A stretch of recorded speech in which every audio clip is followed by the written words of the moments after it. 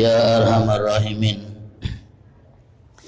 Ma'asyiral hadirin yang dirahmati oleh Allah, alhamdulillah, puji dan syukur kita panjatkan kehadirat Allah atas limpahan nikmat yang Allah Ta'ala karuniakan kepada kita, nikmat iman dan Islam, nikmat taufik dan hidayah, nikmat sehat dan afiat, serta nikmat kesempatan sehingga dengan nikmat ini kita bisa sama-sama berada di dalam masjid yang insya Allah diberkahi oleh Allah untuk melaksanakan solat dan menghadiri majlis ilmu. Mudah-mudahan apa yang kita laksanakan pada subuh hari ini diterima oleh Allah Ta'ala, amin ya rabbal alamin. Salawat dan salam tak lupa kita hadiahkan kepada junjungan kita Nabi besar Muhammad sallallahu alaihi wasallam beserta keluarga, sahabat dan pengikut setia beliau sampai akhir zaman. Mudah-mudahan kita semua kelak akan mendapatkan syafaat dari Rasul sallallahu alaihi wasallam pada hari kiamat nanti, amin ya rabbal alamin. Ma'asyiral hadirin yang dirahmati oleh Allah subhanahu wa ta'ala, ada sebuah doa yang dinisbahkan kepada Nabi Allah Dawud alaihi salam. Doa ini diriwayatkan dari seorang tabi'in yang bernama Sa'id Al-Maqburi. Beliau pernah meriwayatkan doa yang beliau nisbahkan kepada Nabi Dawud alaihissalam. Riwayat ini ditulis oleh Imam Ibnu Abi Syaibah dengan sanad yang hasan dan juga oleh Imam Tabrani. Isi doa tersebut sebagai berikut: Allahumma inni a'udzubika min jarisu wa min zawjin tushayyibuni qabla al-mashib wa min waladin yakunu alayya rabban, dalam riwayat wabalan, wa min malin yakunu alayya azaban, wa min khalilin makirin ainuhu tarani wa qalbuhu yar'ani in ra'a hasanatan dafanaha wa in ra'a sayyi'atan adza'aha. Yang artinya kurang lebih, doa ini berupa permohonan Nabi Dawud agar Allah melindungi beliau dari 5 hal. Yang pertama, dari tetangga yang jahat. Yang kedua, dari pasangan yang membuat beliau cepat mengalami penuaan sebelum masanya, dan dari anak yang menjadi bencana buat dirinya, dari harta yang menjadi azab, dan dari teman yang licik yang memperhatikan kita dari dekat tapi menusuk kita dari jauh. Matanya melihat kita, hatinya memantau, tapi kalau dia nyengok yang baik dari kita, dia tutupi. Sebaliknya, kalau dia melihat yang jelek, dia sebarkan. Nah, 5 hal ini adalah permohonan Nabi Dawud alaihissalam agar Allah melindungi beliau darinya. Artinya 5 hal ini 5 hal yang jelek, yang seyogyanya kita minta agar Allah lindungi diri kita dari kelima-limanya. Ma'asyiral hadirin yang dirahmati oleh Allah subhanahu wa ta'ala, kalau kita lihat bagaimana seorang Nabi yang punya hubungan dekat dengan Allah tidak hanya berdoa agar dilindungi dari musuh. Nabi Dawud ini punya musuh karena beliau ini adalah seorang raja, seorang pendakwa, seorang Nabi. Pasti punya musuh yang tak senang dengan beliau. Tapi di antara yang beliau minta kepada Allah agar Allah melindungi beliau darinya, tidak hanya minta perlindungan dari musuh, tapi orang-orang yang ada di sekitar dan sekeliling beliau. Jadi beliau pertama minta agar Allah Ta'ala lindungi beliau dari tetangga yang jahat. Allahumma inni a'udzubika min jarisu. Aku mohon kepadamu perlindungan dari tetangga yang jahat. Dahulu ada seorang salaf yang mengatakan tetangga yang baik itu separuh kebahagiaan. Jadi kita kalau punya tetangga yang baik, itu separuh kebahagiaan sudah kita punya. Ketenangan itu sudah kita dapat kalau kita punya tetangga yang baik. Tetangga bisa menjadi ujian buat kita. Kalau sudah tetangga itu menjadi ujian buat kita, berarti tiap hari kita harus menghadapi ujian. Kecuali kalau kita galak menjauh dengan pindah tempat tinggal. Tapi untuk pindah tempat tinggal tidak semudah membalik tangan. Pertama kita harus melepas rumah kita untuk dibeli oleh wong. Kalau seandainya kita ni bukan wong yang berduit. Kalau kita punya aset banyak, pacak tinggal pindah ke mana be. Tapi pada kenyataannya kita ni bukan wong yang punya duit. Nak pindah susah, tidak pindah sengsara. Karena tetangga muat sara. Gangguan-gangguan dari tetangga itu sampai tiap hari kita dapati. Nah, kalau sudah itu yang terjadi, maka bencanalah yang harus kita rasakan hampir setiap hari. Ma'asyiral hadirin, oleh sebab itulah dulu orang Arab pernah ngomong al-jar qabla dar, kalau nak milih tempat tinggal yang baru, perhatikan dulu tetangga. Sebab ketenangan di rumah itu tidak hanya diukur dari luasnya dan orang yang ada di dalamnya, tapi juga lingkungan yang ada di sekitar. Rumah kita lah nyaman, luas bangunannya dah lega, tapi tetangganya ingun ayam banyak nian, sago gitu. Tetangganya tak pernah mampir rumah kita untuk ngopi, ayamnya mampir terus. Tetangganya tak pernah mampir. Ayamnya tiap hari mampir ke rumah. Main ke rumah, masuk kandang dengan menculat. Kunci kita kengkonian hentak ayam sebelah ni. Sekali-sekali sembelih tu lah siko. Tapi perkara kenyo. Ayam ini tak ninggalkan bulu. Kalau ninggalkan bulu, lemak, ninggalkan kotoran. Ngacak-ngacak rumah pula. Kita ni mau beras, cetuk inyo. Sangsarunan je kita. Kita lah ngomong baik-baik dengan tetangga, Pak, ayam tu kandang ibe, biar tak ganggu rumah kami. Malah dia yang marah, ngutuk-ngutuk, maki-makinya kita, dijelek-jeleknya kita di tetangga-tetangga yang lain. Jadi kita tak dapat ketenangan. Tiap hari mikir ke tetangga ini terus, sampai kapan orang ini tu tinggal sebelah aku ni, oi.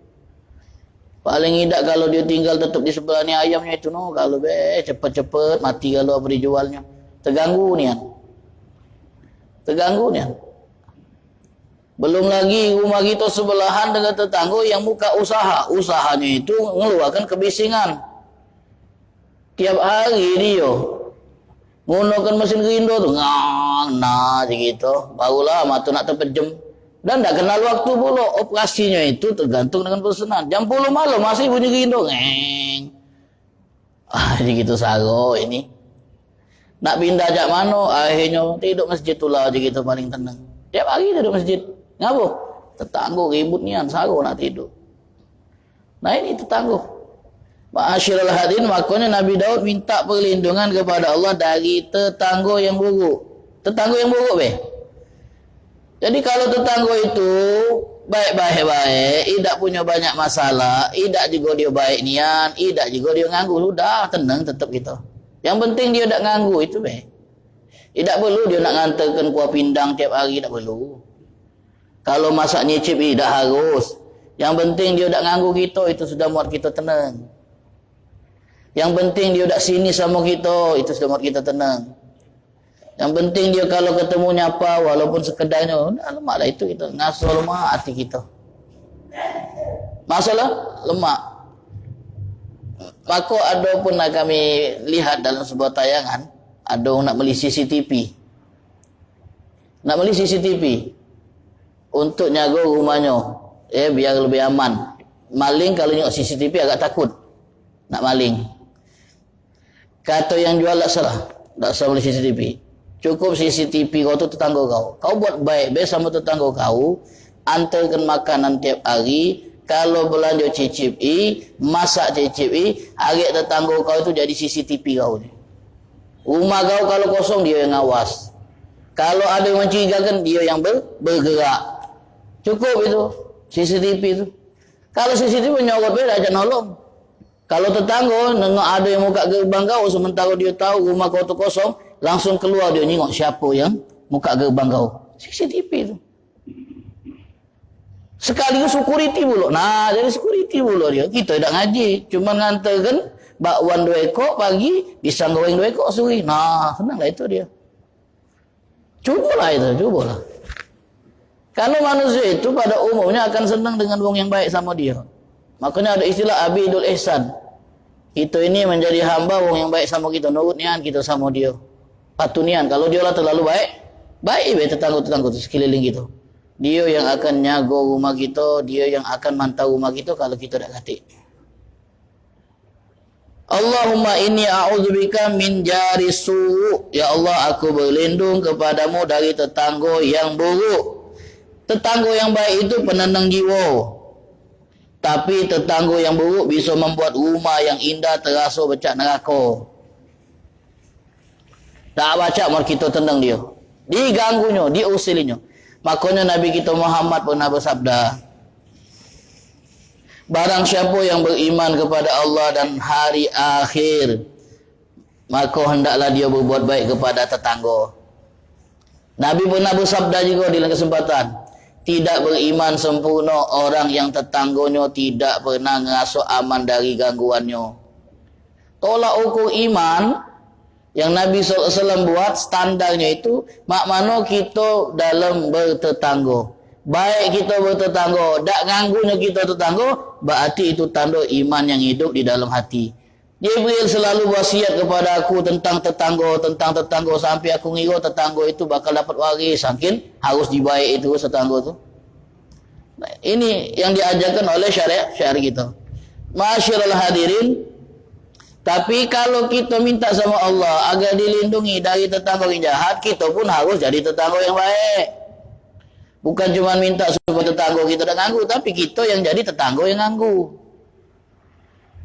Kalau ada kegiatan-kegiatan, aktivitas yang berpotensi ganggu kenyamanan tetangga sebelah, ngomong minta maaf dulu. Minta maaf kalau terganggu dengan kegiatan kami di rumah. Ada acara arisan keluarga, banyak budak kecil, jadi agak ribut. Minta maaf kalau ganggu. Kami tahu rumah kamu sebelah tu kan ada nenek kamu yang lagi sakit. Jadi ada kebisingan dikit, ya ada acara di rumah ni. Minta maaf. Minta dimaklumi. Jadi demikian. Bercara kalau je kita. Bercara. Kita kadang tak sadar masyarakat ini. Adakan acara lama-lama. Sampai 11:30, 11:30. Masih gelentam-gelentum.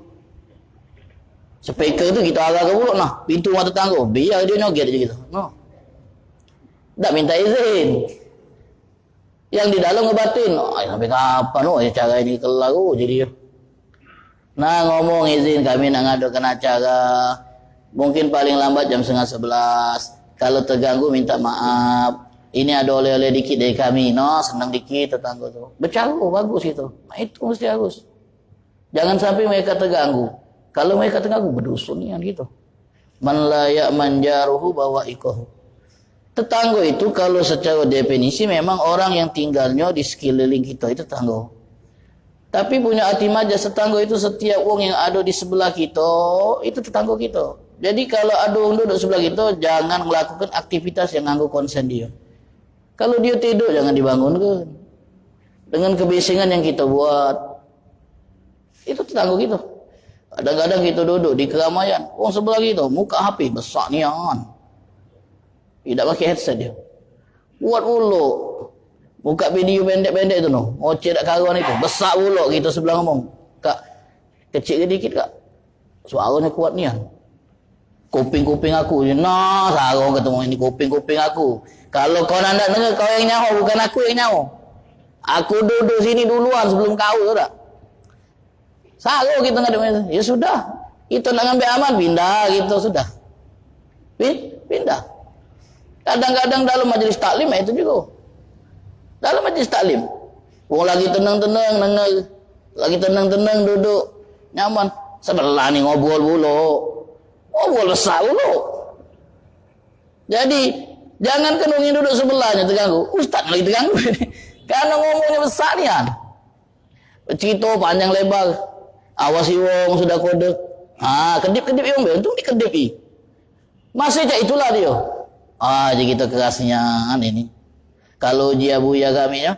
Kalau dak galak nenge jangan nganggu wong nenge katanya. Itu dak galak nenge. Ceramah misalnya lagi acara atau majlis, dak galak nenge. Jangan nganggu yang nenge. Diam be. Tutup kuping. Tutup kuping kalau nenge. Kalau tidak balik duluan.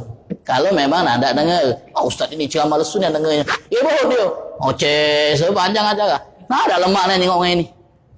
Ada wong yang duduk sebelah dia dilema. Dia ini tak galak ngobrol. Tapi dia ajak ngomong terus. Masang kuping be dia. Ya. Dia be tak lemakan dia jengak wong juga. Nyangka wong dia ini ngobrol juga. Padahal dia jadi pendengar be. Ini terus ngomong. Belum berhenti ceramah, belum berhenti ngomong. Pas berhenti ngomong kapan? Makan. Baru berhenti ngomong. Makan duluan pula. Banyak pula. Begini. Ada be kan yang model-model ini kan. Terus panjang acara. Nah kalau kita ketemu yang ini, jangan pakai duduknya. Nah marah pula dia. Langsung kita cuk. Kamar mandi lu cuk dulu gitu. Agak dia duduk sama kita jadi pendengar.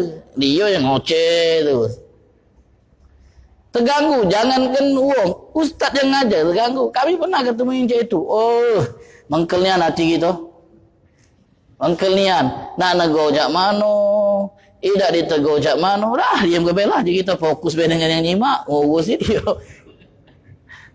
Jadi sepanjang majlis ngoceh. Yang dioceh ini macam-macam ada halu. La haula wala. Itu tetangga juga yang nganggu ketenangan wong yang nak fokus. Wa udzubika min jarisu. Aku minta perlindungan kepadamu ya Allah dari tetangga yang jahat. Sebelum kita minta perlindungan kepada Allah dari tetangga yang jahat, kita dulu harus jadi tetangga yang baik. Kalau kita dewek tak baca jadi tetangga yang baik, ya jangan berharap dapat perlindungan dari tetangga jahat. Mudah-mudahan kita termasuk tetangga yang baik dengan tetangga yang lainnya. Amin ya rabbal alamin. Yang kedua yang diminta Nabi Daud, wa'udzubika min zaujin tusyayyibuni qabla al-masyib. Aku memohon kepadamu ya Allah perlindungan dari pasangan yang muat aku beruban sebelum waktunya. Nah, kita punya kawan agak lebih tua dari kita padahal umurnya sama. Jangan-jangan dia ini tekanan batin aja gitu di rumah. Sampai cepat nian beruban. Lah, nama tak ketemu. Agak lebih tua dikit kau ni sekarang jaknya. Jadi kita agak cepat. Kiput kalau uban lah banyak aja. Boleh jadi itu karena tekanan dalam rumah yang berat. Stres itu memicu penuaan dini. Tandanya itu kulit kita sudah mulai kusam. Rambut kita sudah mulai beruban. Itu tanda-tanda penuaan dini. Pemicunya banyak. Kadang-kadang memang karena genetik cepat beruban dia nih. Kadang-kadang memang stres yang terlalu berat sehingga membuat dia cepat tua. Nabi Daud minta perlindungan dari pasangan yang membuat beruban, yang membuat tua sebelum waktunya. Ada yang umur 50 masih seger ni, masih muda jaknya kayak ini, seger, kenceng masih kulit tu. Rambutnya ubannya dikit, umur semua ini biasa ubannya lah 250. Ini baru 25. Jadi kita berarti tenang hidupnya. Damai rumah tangganya. Aman dia di dalam rumahnya. Seger, senang, fresh mukanya itu. Kalau keluar rumah tu jengok anian raut muka bahagia. Jadi memperlambat penuaan. Karena dia tidak dapat tekanan-tekanan yang berat di dalam rumah. Ma'asyiral hadirin, doa ini bukan sekedar keluhan terhadap pasangan, tetapi ungkapan perlindungan dari hubungan rumah tangga yang menimbulkan kesusahan batin, kegelisahan hati, dan tekanan yang berkelanjutan sehingga mempercepat penuaan. Minta, ya Allah jangan sampai punya pasangan yang membuat aku ini stres sehingga mempercepat proses penuaan. Beruban sebelum waktunya bukan hanya tentang rambut yang putih, tapi jiwa yang letih, hati yang lelah, hidup yang penuh tekanan. Itu juga itu penuaan itu. Jadi ketika rumah sudah tidak lagi menjadi tempat sakinah, tempat kita menemukan ketenangan, maka dia akan berubah menjadi arena pertempuran. Kalau rumah itu tidak lagi menjadi sumber ketenangan, kita masuk rumah tiba-tiba kita merasa beban yang kita alami di luar hilang galau, karena ada pasangan yang bisa membantu kita untuk menghilangkan letih kita di luar. Sudah tenang, nian nyaman, nian damai, nian kalau kita sudah sampai di bayangkan Nabi kita Muhammad turun dari Gua Hira dalam keadaan begitu takut beliau karena melihat Jibril untuk pertama kali. Yang menenangkan rasa takut beliau itu Khadijah.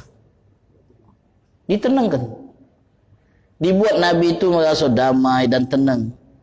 Tidak tambah ditakut-takuti. Tidak tambah dibuat beban. Tambah dibuat stres. Nah lantaklah kau. Apa dia bulat kau jenguk tu? Tidak. Ditenangkan. Tenang. Tak mungkin orang baik cak kau ini akan mengalami nasib buruk. Tak mungkin. Ditenangkan. Lemah kalau punya cak itu. Balik rumah kita disambut. Disambut. Bukan disambit. Ini sendal melayang. Gitu. Barunya buka pintu rumah. Sendal melayang. Sudah. Ini sago lah itu. Berubah 3 hari lagi itu pasti. Baru balik. Muka rumah itu langsung dapat sambutan. Mak mano kabarnya hari ini nyari duit. Ada masalah apa di luar? Oh sedap. Ini langsung disegak dan dibentak. Berapa boleh duit hari ini? 20. Betul lagi cari lagi. Nah kacau ini. Karena tekanan-tekanan cak inilah buat orang jadi stres. Istri yang terlalu banyak tuntutan. Istri yang selalu membandingkan. Istri yang selalu ngomel-ngomel tak jelas. Itu membuat para suami ngalami yang namanya STB. Penyakit baru itu, tanyalah dokter Mus. Apa STB? Suami tekanan batin. Nah. Jadi dia lebih lemak lah duduk-duduk di luar. Kenapa tak balik-balik kau ni? Awak dah kata gawe lagi. Mending bala aku di rumah lemak lah di sini baik. Duduk langgar laut lemak ni. Kenang gitu Awak pancing sikok lemak ni kan itu. Lemak ni kan ngawasi kapal lewat, tongkang lewat sambil mimpi. Kalau punya tongkang sikok. Sampai rumah mimpi lagi nak baca, diganggu, tidur diganggu, makan kau ni banyak, aku selalu masak. Je gitu. Awak duit dari gitu. Tekanan batin jadi. Kalau ceramah Habib Muhammad Ali Dus tu, Allah yarham, atau beliau, ketenangan itu selain kita dapat ketenangan dari tetangga yang baik, pas masuk rumah dapat istri yang baik, full tenangnya. Tetangga baik, istri baik, minas sa'adah kata Nabi. Di antara bentuk kebahagiaan punya tetangga baik, pasangan yang baik. Apa lagi nak cari? Apalagi yang itu kalau punya pasangan yang baik. Masuk rumah disambut. Kalau bahasa beliau, Fafa, pakai app pula, manggil lu bukan Papa lagi, Fafa lagi. Mojek dapat berapa? Kalau dia memang driver, alhamdulillah hari ini agak banyak dikit dek, boleh 350. Banyak, cukup kalau buat 3 bulan. 3 bulan. Untuk 3 bulan. 3 bulan. Makan apa? Mie gelas balik tiap hari. Alhamdulillah rezeki dari Allah. Kita minta agar Allah berkahi rezeki ini, Allah cukupi. Allah Ta'ala tambah lagi. Lemak. Ada yang tak menghargai, boleh berapa? 150. Lemparnya ke kita. Buat apa 150? Baca apa? Walah haula tekanannya ini. Tapi ada yang masih nak bertahan dengan tekanan yang kayak ini. Karena banyak pertimbangan. Jadi Nabi Daud minta agar Allah lindungi dari pasangan yang membuat cepat beruban sebelum waktunya. Lagi-lagi ma'asyiral hadirin, Kita minta, ya Allah jauhkan aku dari pasangan yang membuatku cepat beruban sebelum waktunya. Kita dewek menjadi pasangan yang membuat istri kita cepat tua, apa tidak? Jangan-jangan kita muda terus, istri kita cepat tua, gara-gara batin juga di rumah. Dengan sikap kita yang kasar, mulutnya yang kadang-kadang keluarkan kata-kata makian, sikapnya yang dingin, tak penuh perhatian. Ini juga bisa membuat istri di rumah itu cepat tua. Umur masih 35, cak ebok-ebok sudah. Datanglah ke kawannya, pakainya bagus, pakai abaya Turki pula. Oh gitu hebatnya. Bagus, wagak masih skincare kan. Nengok kawannya yang seletingan masih umur 35. Ngapa kok cak ebok-ebok ni? Nah mulai buka cerita, yo bahaya laki aku tuh sarunian, duit banyak belit tapi duit banyak belit tapi bawa bayar Turki, bayar 16 kita beli gini aku je. Bini yang batin. Kita minta agar dijauhi dari pasangan yang buat kita beruban, kita dewek buat pasangan beruban. Jadi kalau nak baik, dapat bini baik, kita dulu menjadi cerminan, menjadi suami yang baik. Ma'asyiral hadirin yang dirahmati oleh Allah Subhanahu wa ta'ala. Kemudian yang ketiga yang diminta oleh Nabi Daud alaihi salam, dan dari anak yang menjadi tuan. Wa min waladin yakunu alayya rabban, wa fi riwayat wabalan. Ya Allah, aku minta perlindungan dari anak yang menjadi tuan atas diriku. Anak menjadi tuan. Bukan kita orang tua yang menjadi tuan. Tuan itu yang punya kendali, yang ngatur, yang merintah, yang ngarahkan. Itu tuan. Ini posisi berbalik. Yang semestinya orang tua yang ngatur, sekarang anak yang ngatur. Minta perlindungan dari anak yang menjadi tuan atas diriku. Kalau kita tengok fenomena zaman kita sekarang, banyak nian anak yang telah menjadi tuan bagi wong tuanya. Dia yang mengatur wong tuanya, dia yang mengendalikan wong tuanya. Wong tua yang patuh sama anak, bukan anak yang patuh sama wong tua.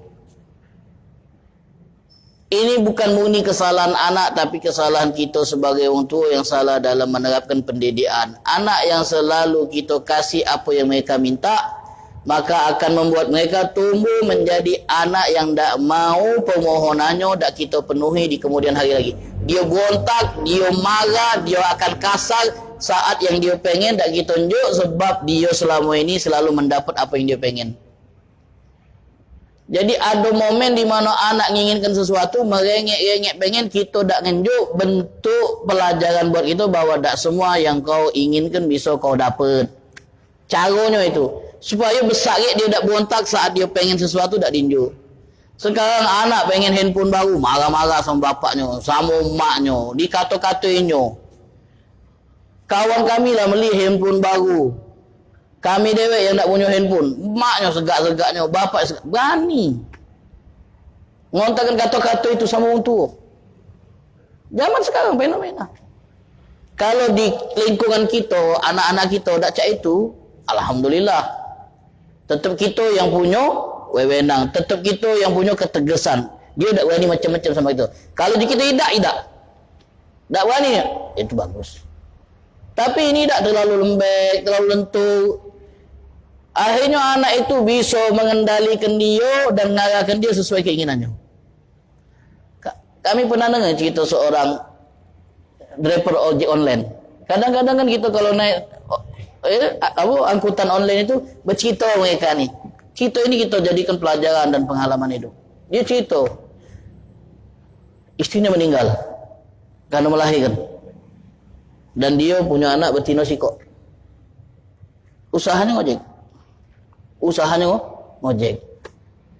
Jadi dia harus meninggalkan anak tu di rumah dewean selama dia beraktivitas ngojek. Dia cerita anaknya ini susah yang dia tu. Susah yang diajak ngomong. Banyak tuntutan, banyak kendak. Minta ini, minta itu. Karena nak ngikuti tren. Karena nak ngikuti teman yang sudah punya.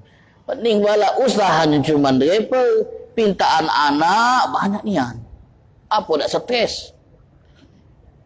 Zaman sekarang anak-anak kadang-kadang makin ngancam pula. Kalau tidak dinjuk, aku minggat dari rumah. Kalau tidak ngenjuk, dia nekat. Kita ni takut. Apalagi anak betino. Takut dia. Dieksploitasi oleh orang-orang yang nak bertanggungjawab. Diiming-imingi duit yang cepat. Karena dia ngasuh tak dapat duit cepat dari orang tuanya, dia punya cara cepat. Diajari boleh oleh orang yang jahat. Kalau dapat cepat, ada caranya. Na'udzubillah. Dijual. Na'udzubillah. Apa tak takut kita zaman sekarang? Jadi dengan ancaman-ancaman ini bapaknya akhirnya takut sama anak. Takut anak apa-apa. Wa min waladin yakunu alayya robban. Aku berlindung dari anak yang menjadi tuan atas diriku. Wa min malin yakunu alayya azaban. Dari harta yang menjadi azab dan siksa buat diriku. Ma'asyiral hadirin, tidak seluruh orang yang punya harta banyak itu menikmati hartanya. Ada yang harta itu berubah menjadi bara api yang membuat dia tak pernah tenang kerana memilikinya. Terutama kalau dia dapatnya dengan cara yang salah. Yang dia takutkan satu harta ini hilang dan dia berusaha mempertahankannya dengan segala cara. Dia tahu ada banyak yang incar harta aku ini. Dulu-dulu aku, anak-anak aku, bini aku. Yang berharap aku mati supaya harta ini balik kepada mereka. Takut dia. Takut. Jadi tak tenang dia. Tak bisa nikmati hartanya tadi. Tidurnya tak nyenyak. Makannya tak lemak. Gara-gara apa? Harta yang dia punya tadi menjadi bara api yang menyiksanya. Takut kehilangan. Pening mak mana mempertahankan. Dan juga mana cara menambahnya. Jadi yang ada di fikirannya itu mana nyagonya, mempertahankannya dan nambahnya. Itu sudah. Tiap hari otaknya bergulat dengan hal tersebut. Tak katik lagi ketenangan. Cuma itu yang dipikirkan. Nah ini wa min malin yakunu alayya azaban yang diminta oleh Nabi Allah Daud alaihi salam. Kadang-kadang Allah Ta'ala beri kelapangan harta karena Allah nak nguji sejauh mana dia itu saat dihadapkan dengan fitnah harta. Ada yang setelah parak-parak dengan harta, mulai menjadi orang yang kaya dan berhasil, usahanya besar, mulai dia menjauh sedikit demi sedikit dari kebaikan yang dulu Allah Ta'ala berikan kepada dia. Mulai dia jauh dari masjid, mulai dia jauh dari teman-teman yang soleh, dekat dengan pengusaha-pengusaha, yang kadang-kadang sebagiannya itu berusaha yang nakal. Mulai bergaul dengan orang besar, yang kadang-kadang mainannya itu adalah maksiat. Na'udzubillah. Na'udzubillah. Ustaz, boleh tak kami main golep taruhan? Dosa je kita main golep taruhan. Mana boleh. Tapi duitnya disedekahkan. Sama siapa? Sama candy-nya. Double dosanya je kita. No. Candy bukan pempek, Pak. Candy itu yang betina ngewang itu nah. Ngewangnya main golep. Lemah hobi kita, Pak. Tidak berdosa. Hobi bukan kaya main golep. Ada candy-nya. Taruhan pula. Biasanya sambil main tu sambil mukul bola, sambil lobby-lobby. Jadi mana proyek kita ini? Aduh, masih proyek pucuk ampera aja gitu. Nah, kalau itu bahasan kita itu. Boleh tak? Cuman senang-senang be Ustaz, duitnya tak kami makan. Tak seberapa duitnya tu. Taruhan yang menang dapat duit 10 juta. 10 juta buat dia tu buat jajan sehari. Oh, 10 juta jajan sehari. Kita buat sebulan, 2 bulan, 3 bulan itu. Oh, duit. Tak ada kata ego nominal tu. Tak kami pakai Ustaz duit tu. Kadang-kadang buat nakti wae. Hobi we iseng-iseng. Kadang-kadang sedekahkan dengan candy-nya tadi. Sedekah pula bahasanya. Oi, gitu. Duit haram sedekah pula.